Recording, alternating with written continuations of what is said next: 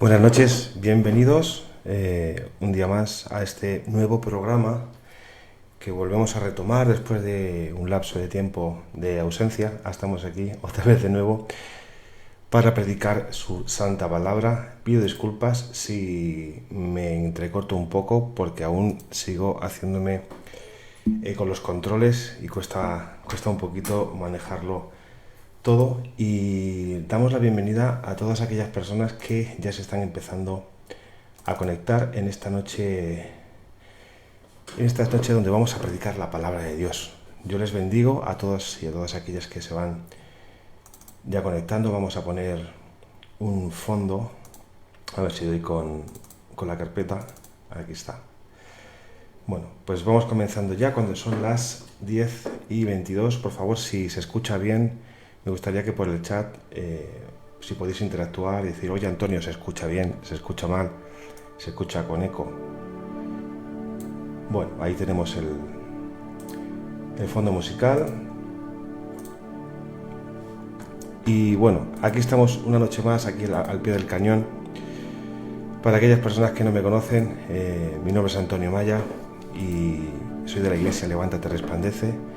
Estamos ahí al frente de esta nueva congregación, de esta obra nueva en la cual estamos sirviendo. Lo estamos haciendo pues con ánimo, con ilusión, sabiendo lo que Dios tiene para nosotros. Aquí está Iglesia Levántate Resplandece. Estamos situados en el madrileño barrio de Carabanchel, en la calle Argüeso número 50. El metro más cercano está es Metro Abrantes, línea 11, la línea verde. Y si no te estás congregando, pues desde aquí te queremos invitar, ¿de acuerdo? Es una iglesia abierta Es una iglesia que acogemos a cualquier persona que tenga necesidad de Dios. Amén. Bueno, hoy traemos un tema que también es muy controversial, un tema pues que a lo mejor no se ha hablado mucho ahora en estos tiempos, porque realmente hemos perdido un poco el enfoque de realmente qué función es la que tiene que tener la iglesia, ¿verdad? Y una de las cosas más importantes y de lo que la Biblia habla es de la gloria de Dios. Esta noche queremos hablar qué es exactamente cuando nos hablan qué es la gloria de Dios. Y a veces tenemos una definición un tanto vaga, un tanto inconclusa, porque no es lo mismo la presencia de Dios que la gloria de Dios. Dice la Biblia que la gloria llena toda la tierra, ¿verdad? Dice que el cielo es la estrada donde Dios se sienta.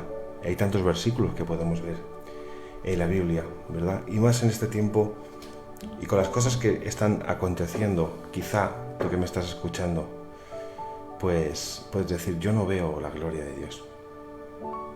Bueno, no ver la gloria de Dios no significa que la gloria de Dios no esté en la tierra. Amén.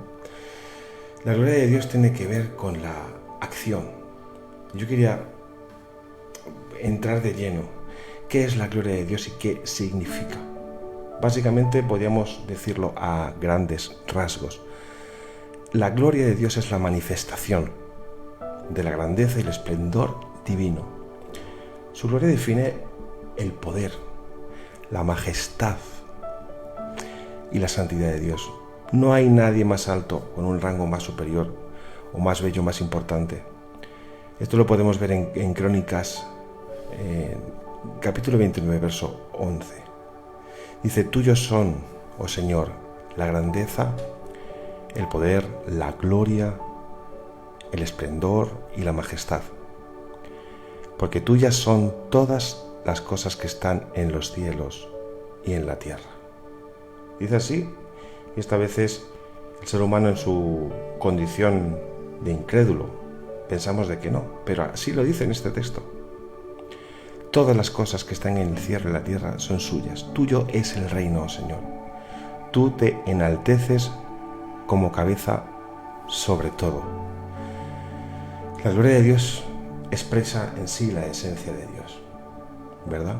Es su esencia, lo que Él hace y cómo se ha revelado a sí mismo, principalmente a través de Jesús. Jesús podríamos decir que es la expresión total donde se contiene toda la gloria de Dios, ¿verdad? En la figura de Jesús hecho carne, el verbo hecho carne, en Jesús que resplandeció y siempre resplandecerá la gloria de Dios. Por eso Jesús, al igual que el Padre y el Hijo, no queriendo entrar en este debate de la morfología de la Trinidad, pero sí quiero hacer hincapié de que Jesús en su naturaleza es 100% hombre y es 100% Dios.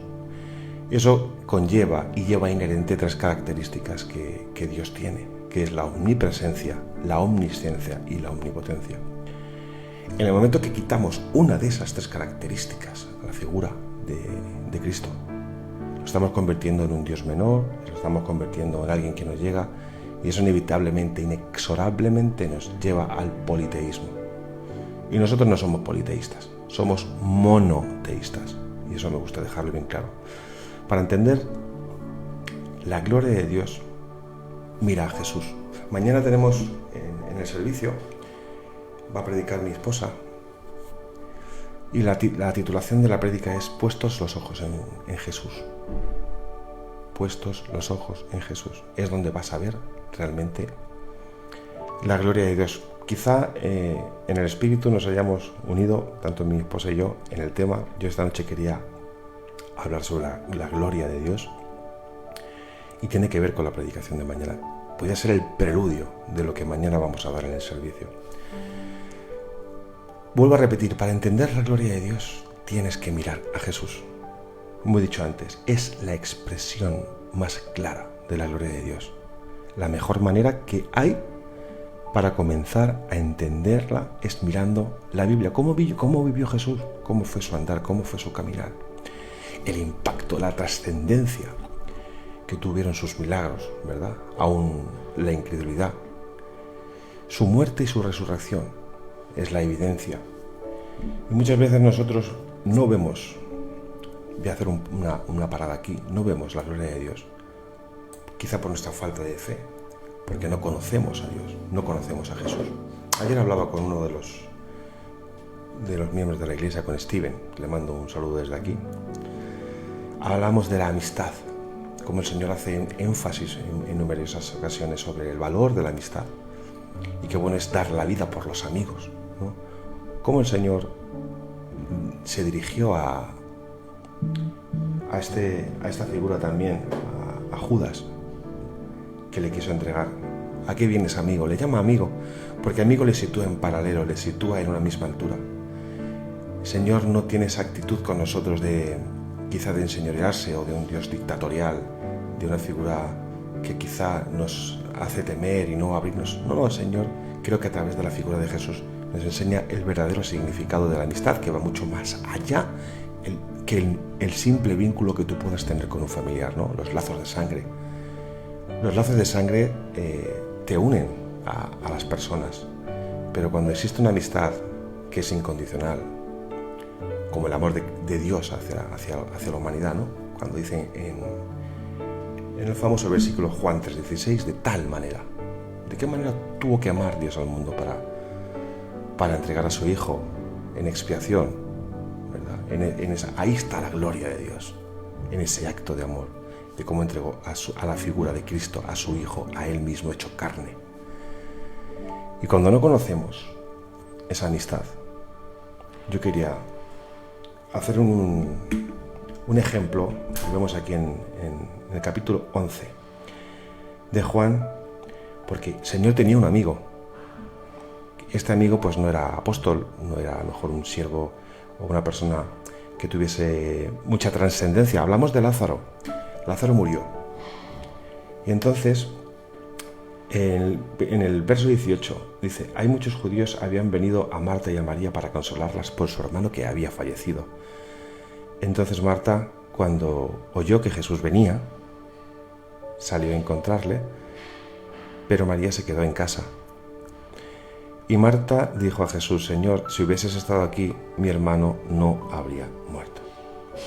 ¿Cuántas veces echamos la culpa a personas, a segundas o a terceras personas, por no llegar a aquello que anhelamos?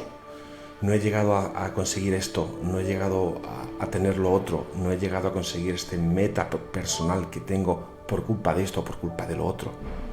Aun sabiendo que a lo mejor el Señor nos ha dado una promesa, nos ha dado ese propósito. Y si Dios te lo ha dicho, Dios lo cumplirá.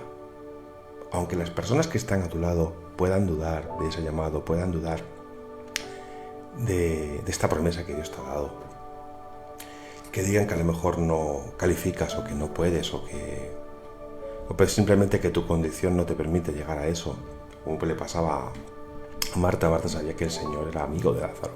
Si hubieses estado aquí, esto no habría sucedido. ¿Cuántas veces a lo largo de nuestra vida podemos echar la culpa al Señor? Señor, si tú hubieras hecho esto, si tú hubieras hecho esto otro, hubieras estado aquí, ¿dónde estabas cuando yo tenía este problema?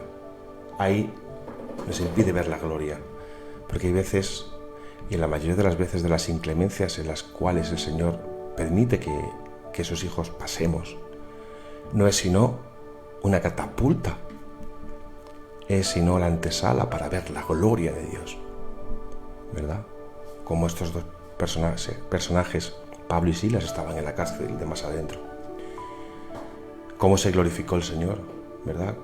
Rajando esa prisión y dejando libre a todas las personas. Esos son los problemas donde podemos ver también la obra maravillosa de la gloria de Dios, ¿verdad? La podemos ver simplemente en un amanecer. Por eso la gloria de Dios llena toda la creación, porque es la actuación, es el poder, es el dinamis, como diría Juan Cano, Esa es la gloria. Esa es la gloria de Dios. Quiero seguir leyendo este versículo. Marta dijo a Jesús: Señor, si hubieses estado aquí, mi hermano no habría muerto. Mas también sé ahora que todo lo que pidas a Dios, Dios te lo dará. Jesús le dijo: tu hermano resucitará. Marta le contesta, Marta le dijo: yo sé que resucitará en la resurrección, en el día postrero. Marta conocía lo que había de venir, ¿verdad? En el día, por eso dice al día postrero. Y le dice Jesús: yo soy la resurrección y la vida. El que cree en mí, aunque esté muerto, vivirá. Si tú crees en el Señor, aunque tú contra todo pronóstico veas todo oscuro, lo veas todo negro, lo veas todo en derrota, si tú has creído en Él, será hecho. Así lo dice y lo afirma este versículo. El que cree en mí, ¿verdad? Dice así. Entonces, a ver que me he ido. Así está.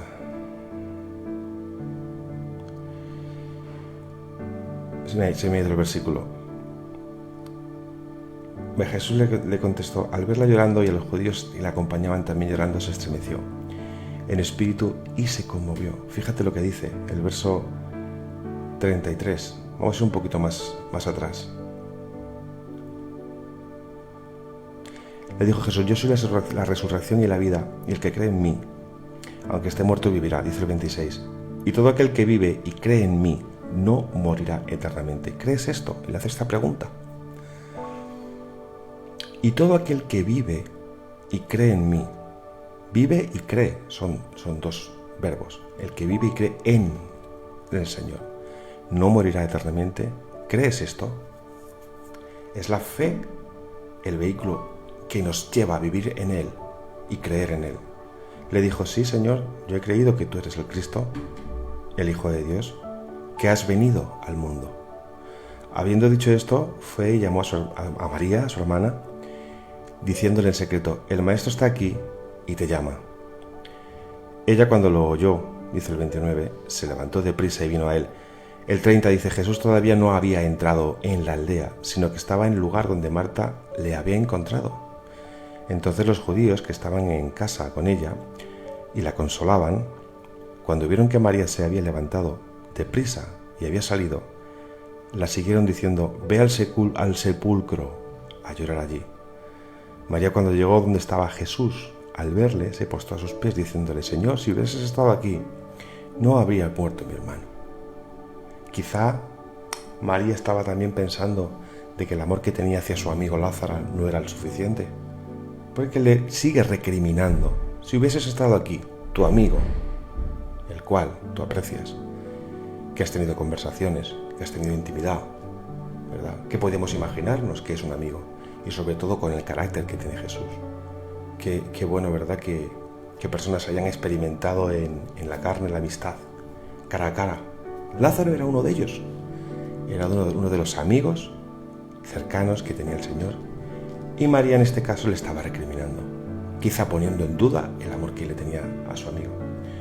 Jesús entonces, al verla llorando, y a los judíos que la acompañaban, también llorando, se estremeció y en espíritu se conmovió. Qué bonito es esto, ¿eh?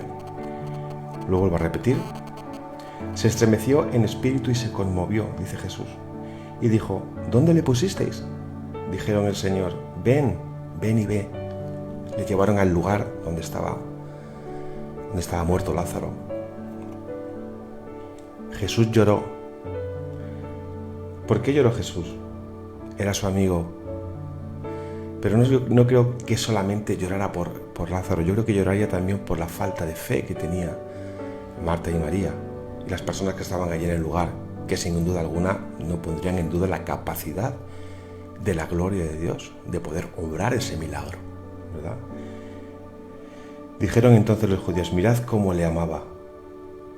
Al ver a Jesús llorar, mirad cómo le amaba. Y algunos de ellos dijeron: ¿no podía este, que abrió los ojos al ciego, haber hecho también que Lázaro no muriera?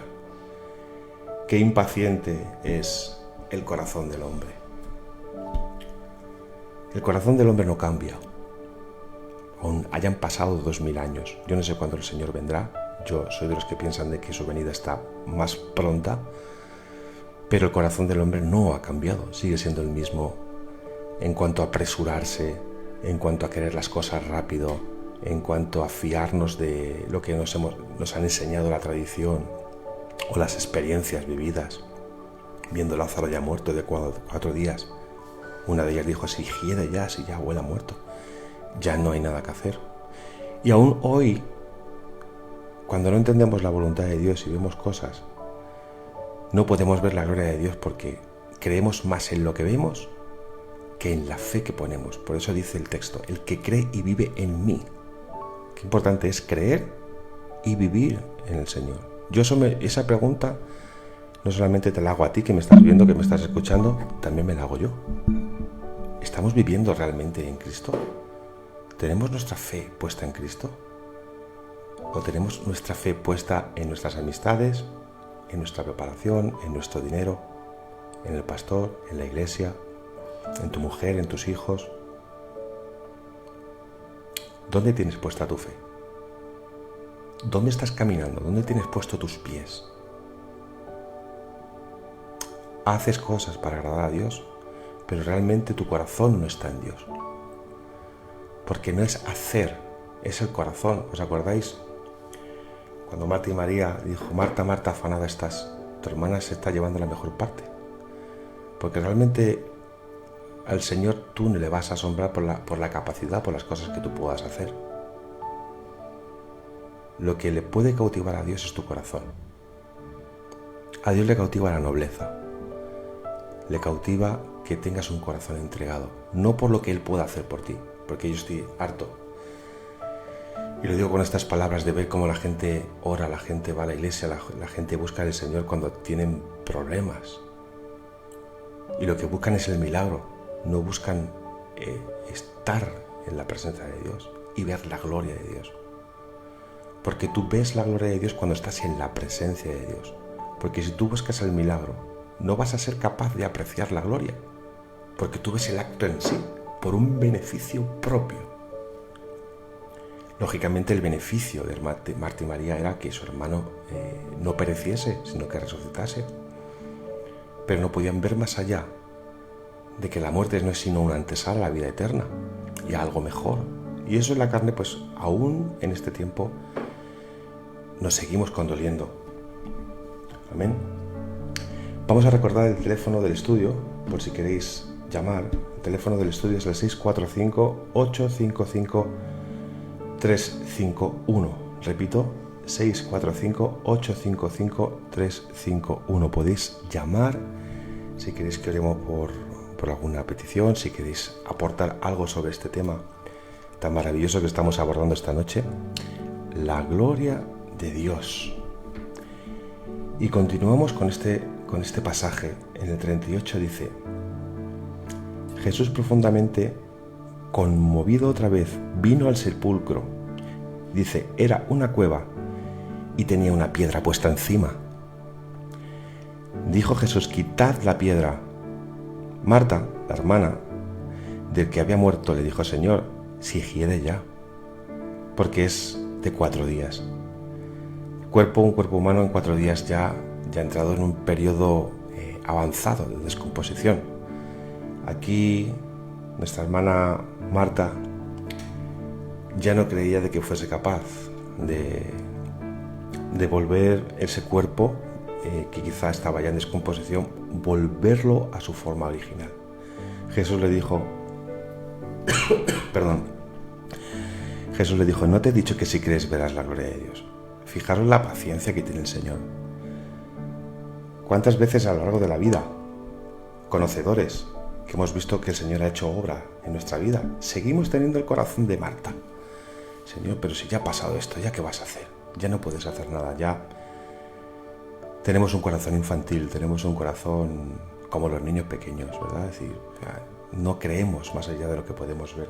Y el Señor una y otra vez tiene una paciencia que yo muchas veces pienso de que no podemos entender la profundidad de la paciencia que el Señor puede tener con nosotros. Y le repite: no te he dicho, Marta, no te he dicho, hija mía, que si crees verás la gloria, que si crees verás la gloria. La fe es la antesala, el preludio de ver la gloria. Va unido. Tú ves el milagro y si no tienes fe, no crees, no has experimentado, porque dice el texto, el que no ama no ha conocido al Señor. Y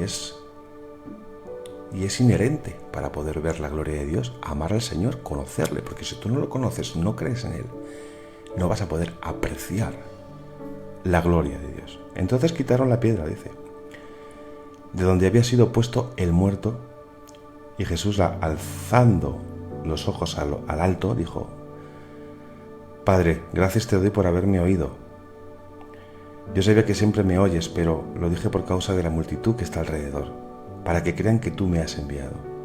O sea, yo seguía poniendo las cosas fáciles a aquellos incrédulos, para que creyesen, no solamente por fe y por creer, sino con demostración, con esa demostración de poder.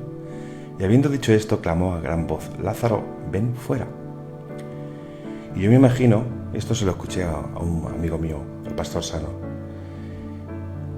Claro, en aquella época un cadáver se enrollaba, ¿verdad? Era como una momia y había un lienzo que lo liaba. Yo no creo que tuviese la capacidad de poder andar, sino yo creo que eso, me imagino yo, esto es una cosa de imaginación. Se elevó, ¿no? Y lo llevó directamente hasta la puerta, porque posteriormente dice el texto: y el que había muerto salió, atadas las manos y los pies. Claro, ¿cómo va a salir una persona atada? ¿Verdad? Una persona atada de manos y pies. Yo creo que iría, se elevó y lo llevó hasta la puerta, el mismo Señor. Y el rostro envuelto en un sudario, Jesús le dijo: desatadle y dejadle ir. Entonces muchos de los judíos que habían venido para acompañar a María y vieron lo que hizo Jesús, creyeron en él. Tuvieron que ver para creer. Esto es lo fácil. Cuando uno ve, cree. Hay una famosa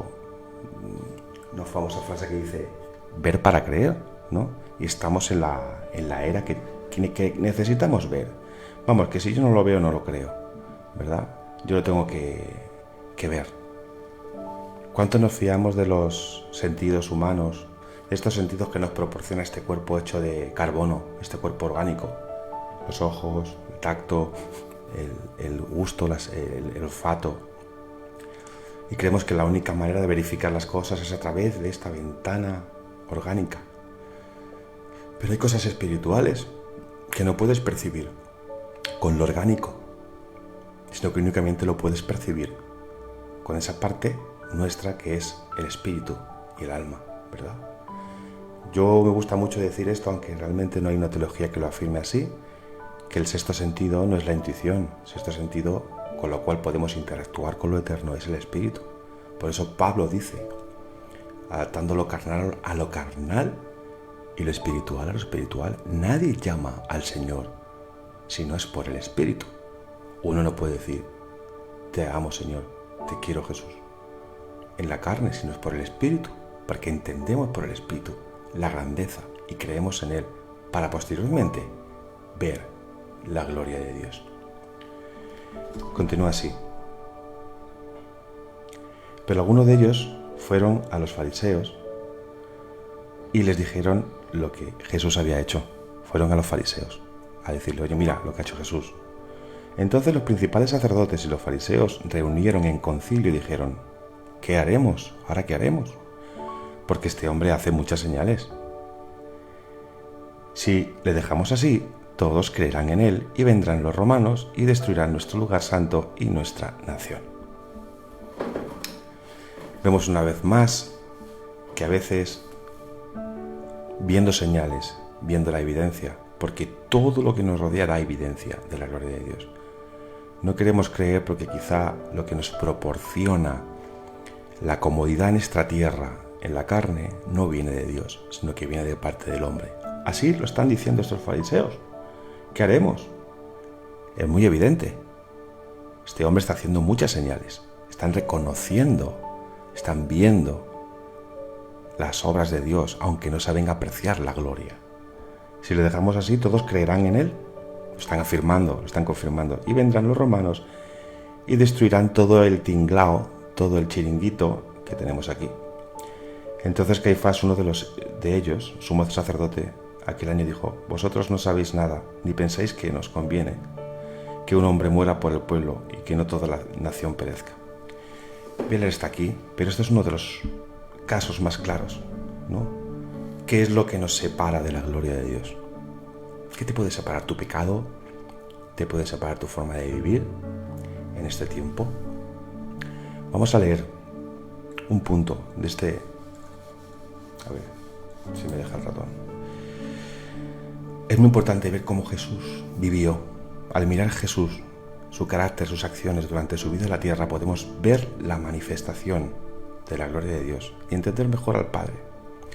La Biblia dice así, que Jesús es el resplandor. Jesús es el resplandor de la gloria de Dios. El Hijo, dice en Hebreos 1:3, el Hijo es el resplandor de la gloria de Dios, la fiel imagen de lo que Él es, y Él que sostiene todas las cosas con su palabra poderosa. Después de llevar a cabo la purificación de los pecados, se sentó a la derecha de la majestad en las alturas. Esto significa, sin duda alguna, que Jesús refleja la gloria del Padre. Mirar a Jesús en la forma que vivió nos ayuda a conocer mejor a Dios y a entender el brillo de su majestad. Dice en Colosenses 1:15, Él es la imagen del Dios invisible, el primogénito de toda la creación. Juan 1:14 dice, y la palabra se hizo carne y habitó entre nosotros, y contemplamos su gloria, como la gloria del unigénito del Padre, dice, lleno de gracia y de verdad. Es muy bueno también, para entender la morfología de esta gloria tan maravillosa, sus milagros. Hay que estudiar sus milagros y el poder que manifestó. Es la parte, digamos, más visual para poder entenderlo. Los milagros fueron una manifestación clara de esa gloria. Por eso en muchas ocasiones la consecuencia directa de estos milagros era el perdón de pecados y la transformación de las almas que terminaban rindiéndose ante el poder de Dios. ¿Recordáis? Yo siempre me gusta ver este ejemplo tan gráfico de los 10 leprosos. Vieron la acción, vieron ese milagro de esa lepra que comía a esas 10 personas. Solamente una de ellas, su corazón se regeneró y fue agradecido, y fue a agradecerle al Señor por ese milagro que había hecho. Los otros se fueron con su milagro, ni siquiera miraron atrás, ni quisieron tampoco apreciar esa gloria que hicieron, que el Señor hizo con ellos. Y hoy en día las iglesias pasa mucho. Yo estoy también hastiado de ver a personas que cuando están al borde de la perdición, te llaman, vienen, trabajas con ellos, Señor, obra, o a veces ni deja que obren, quieren como una solución rápida para continuar con su vida entregada al pecado, con su vida entregada pues a los deleites mortales de esta vida. ¿Qué nos separa de ver la gloria o el amor? ¿Qué nos separará del amor de Cristo? No es el pecado en sí, porque el pecado en sí es un error, el pecado es errar al blanco, pero Dios ve el corazón que tú tienes. Sabe el Señor que estamos sometidos a mucha presión, el enemigo nos juega a ser el enemigo y juega con ventaja, porque este cuerpo que el que estamos envuelto tiende de una manera natural a hacer lo malo, y es una presión que no va a cesar hasta el día de la resurrección, hasta el día que el Señor venga. Tendremos ese aguijón, ¿no? Pero el Señor ve el corazón con el cual nos arrepentimos, nos levantamos, pedimos al Señor. Él trabaja en nosotros. Pero hay personas que viven al límite, quieren el milagro pero no quieren amar a Dios. Entonces jamás, lastimosamente, van a poder ver la gloria de Dios. Amén. Vamos a recordar otra vez el teléfono: 645-855-351. Llámanos, llama en directo, cuéntanos si tienes alguna experiencia, si has podido experimentar la gloria de Dios en tu vida. Pues yo creo que sería bueno que llamases al estudio y que compartieses, porque aunque la gente se esté conectando o hay gente que no está conectada, esto se queda en Facebook y luego yo lo subo a YouTube. Mucha gente podrá ver ese testimonio. Te animo a que llames ahora al 645-645-855-351. Llama. Dice Juan 2:11. Este principio de señales hizo Jesús en Caná de Galilea y manifestó su gloria, y sus discípulos creyeron en él. Dice Juan 11:4. Al oírlo, Jesús dijo: esta enfermedad no es para muerte, sino para la gloria de Dios. ¿Habéis visto cómo ha empezado este primer bloque? Cuando hacía referencia a las cosas que vienen, que es de dolor, de daño, de pérdida. Por eso esta enfermedad que hace referencia en un versículo anterior, dijo Jesús, esta enfermedad no es para muerte, sino para la gloria de Dios, porque gracias a esto el Señor se va a manifestar en esa restauración, para que el Hijo de Dios sea glorificado por ella. Que claro, está en el texto, para que el Hijo de Dios sea glorificado por ella. Hay muchas veces que queremos hacer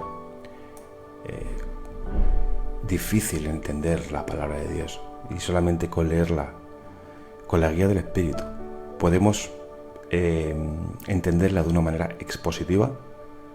No hay que esforzarse para entenderlo. El mismo texto habla por sí solo. No hay que esforzarse para darle una intención o darle un enfoque o darle una mala praxis, una mala hermenéutica.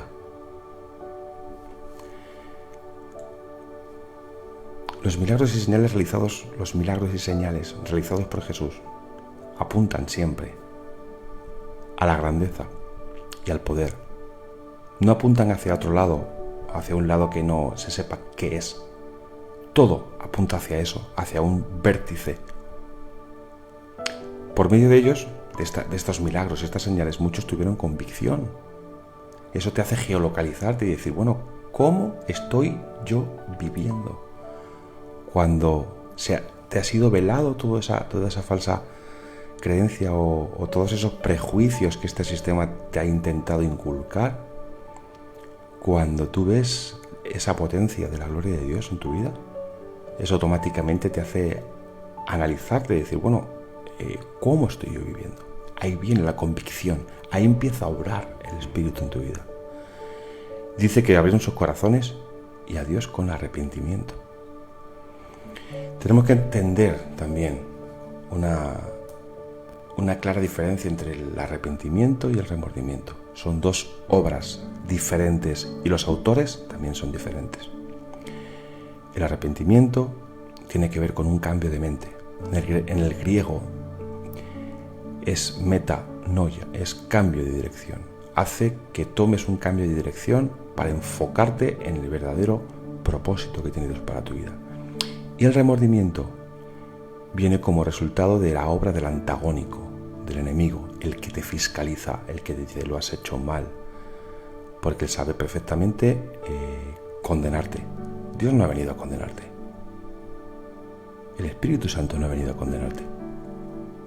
Quizá a veces ni en el enemigo, me atrevo a decirte, a veces hasta nosotros mismos somos los que nos fiscalizamos y no dejamos ver la gloria de Dios en nuestra vida. ¿Cuántas veces hemos hecho algo de lo que nos hemos avergonzado? ¿Cuántos no tienen un pasado de avergonzarse y decir, qué mal lo he hecho? Quizá esto que he hecho no ha sido la mejor idea. Y eso es lo que me está separando de la misericordia, de la gloria de Dios. De que obre en mi vida, de que haya un cambio, que haya una regeneración auténtica y genuina en nosotros. Entonces el remordimiento lo que hace es destruirte, no es constructivo, puesto que el autor es el que quiere matar, el que quiere destruir. Dice así en Mateo, en el capítulo 15, verso 29, salió Jesús de allí y llegó a las orillas del mar de Galilea. Luego subió a la montaña y se sentó. Dice que se le acercaron grandes multitudes que llevaban cojos, ciegos, lisiados, mudos y muchos enfermos más. Y los pusieron a sus pies, y él dice que los sanó. La gente se asombraba al ver a los mudos hablar, a los lisiados recobrar la salud, a los cojos andar y a los ciegos ver, y dice, y alababan al Dios de Israel. ¿Por qué dice que alababan al Dios de Israel? El Señor no lo pone fácil, como he repetido anteriormente. Muestra. Y cuando lo entendemos a través del Espíritu, vemos la obra redentora de Dios, dice que alababan al Dios de Israel. Lo alababan. Te tiene que llevar a tener esa actitud de alabanza. Qué bonito es este texto. Contemplar su muerte y lo que significa. Nuestros pecados nos alejan, como he dicho antes, de la gloria de Dios. Nos alejan, pero la gloria no se va. La gloria está ahí. Lo que nos alejamos somos nosotros. A veces entendemos de que Dios no está, que si ya no tengo la salvación, que si la he perdido, que si... Y nos olvidamos de que todo lo que Dios da, todos los atributos, todo lo que Dios puede darnos, tiene el mismo carácter y tiene la misma morfología de eternidad. La salvación no es algo concreto que yo cojo, dejo en un sitio, me lo meto en el bolsillo, lo pierdo. Y la gloria es igual. Todo el universo, toda la creación contiene y es la gloria de Dios en su demostración máxima. El tema es que nosotros sintonicemos y podamos percibirlo o no. Lo mismo pasa con esto. No es que, Señor, pierdo la salvación porque ya peco o dejo de pecar. No, vamos a ver. Dice, yo soy el camino, yo soy la verdad y yo soy la vida. Nadie va al Padre si no es a través de mí. Él es el camino. Con lo cual, tú estás o no estás. Es un estado en el cual tú te encuentras. Si yo me salgo, me voy y el que se mueve, digamos, del lugar soy yo, me voy a lugares de oscuridad y antepongo entre la gloria de Dios y el amor de Dios, antepongo mi carne, antepongo este sistema, que es fuerte, vamos a reconocerlo, que sí, que el ataque del enemigo es tan fuerte y tan furtivo que ya no solamente va hacia la gente mayor, a los jóvenes, a los adolescentes, va por los niños pequeños. Ya se está metiendo en las enseñanzas, adoctrinamientos, para que este sistema lo que quiere a toda costa es evitar que podamos ver y apreciar la gloria de Dios. Dice Romanos 3:23, por cuanto todos pecaron y están destituidos de la gloria de Dios. Dice, siendo justificados gratuitamente por su gracia, mediante la redención que es en Cristo Jesús. Es una preposición de dentro, en. Cuando tú estás en, no sobre, al lado o bajo, no, en. Es muy importante entender y tener una buena comprensión lectora.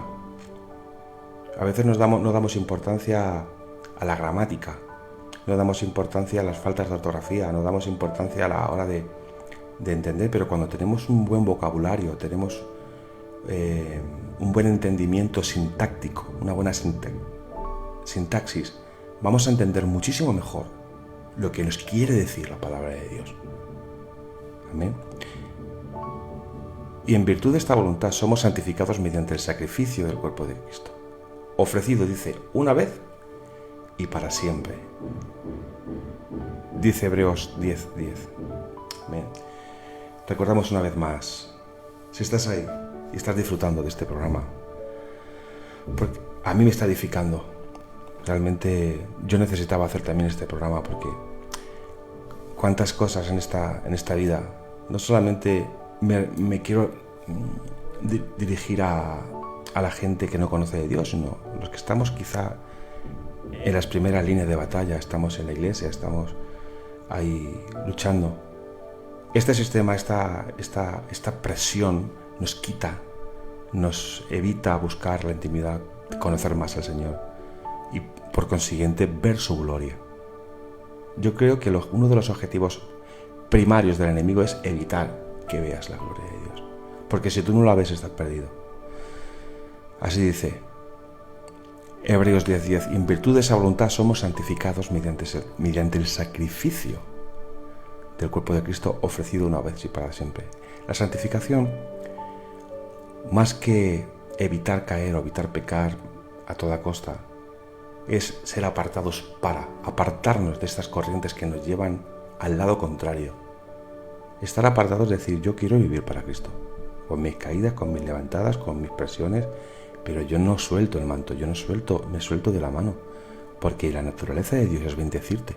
La naturaleza de Dios es que vivas una vida de servicio a Él, por amor a Él y para Él. Eso no es un sacrificio. Sacrificio es tener un pie dentro y otro fuera. Tener medias tintas, decir, bueno, ahora me pongo una chaqueta de cristiano, ahora no, ahora sí, ahora no. Es difícil, no estoy diciendo que sea fácil, pero con Él sí es fácil, porque dice, llevad mi yugo, es fácil mi yugo y ligera mi carga, pero ¿cuándo vas con Él? ¿Qué es el yugo?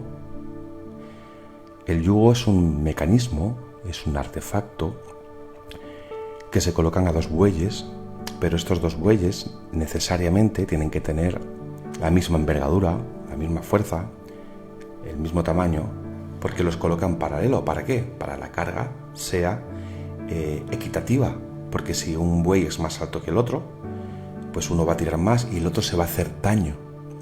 Fijaros cómo es el Señor, dice, llevad mi yugo.